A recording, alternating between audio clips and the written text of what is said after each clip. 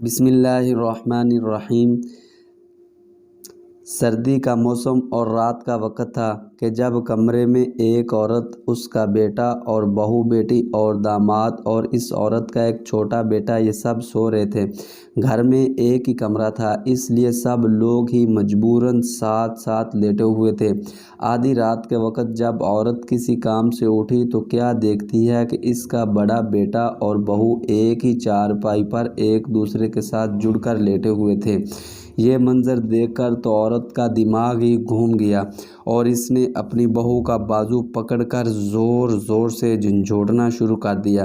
جب وہ بیچاری گہری نیند سے جاگ اٹھی تو عورت نے بہو کو غصے سے کہا کہ بے حیا لڑکی، اپنے شوہر سے تھوڑے وقفے پر لیٹو، تمہیں پتہ ہونا چاہیے کہ کمرے میں تمہارے علاوہ بھی دوسرے لوگ موجود ہیں۔ یہ سب سن کر بہو شرمندہ سی ہو گئی اور اپنے شوہر سے تھوڑے وقفے پر لیٹ گئی۔ وہ بیچاری کیا کرتی، سردی اس قدر تھی کہ جسم سے پار ہو رہی تھی۔ پھر اس عورت کی نظر جب دوسری چارپائی پر پڑی تو کیا دیکھتی ہے کہ اس کا داماد اور بیٹی بھی ایک ہی چارپائی پر تھوڑے وقفے پر سوئے ہوئے تھے اور داماد سردی کی وجہ سے سکڑ کر لیٹا ہوا تھا۔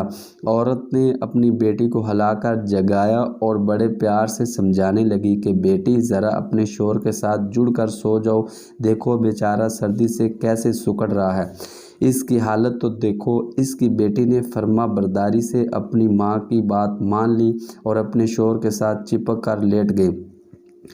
عورت کا چھوٹا بیٹا جو کہ ساتھ ہی لیٹا جاگ رہا تھا، اس نے یہ سارا ماجرا اپنی آنکھوں سے دیکھا تو اس سے رہا نہ گیا۔ وہ اپنی ماں کے دگلے پن کو دیکھ کر اونچی آواز میں بولنے لگا کہ واہ ماں واہ، آپ کے کیا ہی کہنے، ایک ہی کمرے میں آپ نے دو الگ الگ موسم بنا ڈالے، اپنی بہو اور بیٹے کے لیے گرمی کا موسم اور اپنی بیٹی اور داماد کے لیے سردی کا موسم۔ اب اس چھوٹے بیٹے کے ساتھ اس کی ماں نے صبح اٹھ کر کیا کیا کیا ہوگا تو یہ معاملہ الگ ہے، لیکن حقیقت اور تلخ بات یہی ہے کہ ہمارے معاشرے میں ہر دوسرے گھر میں اپنی بیٹی اور اپنی بہو کے لیے الگ الگ قانون اور انصاف کے معیار ہوتے ہیں۔ اپنی بیٹی کو حد ردی اور بہو کو ہمیشہ شک کی نگاہ سے دیکھا جاتا ہے۔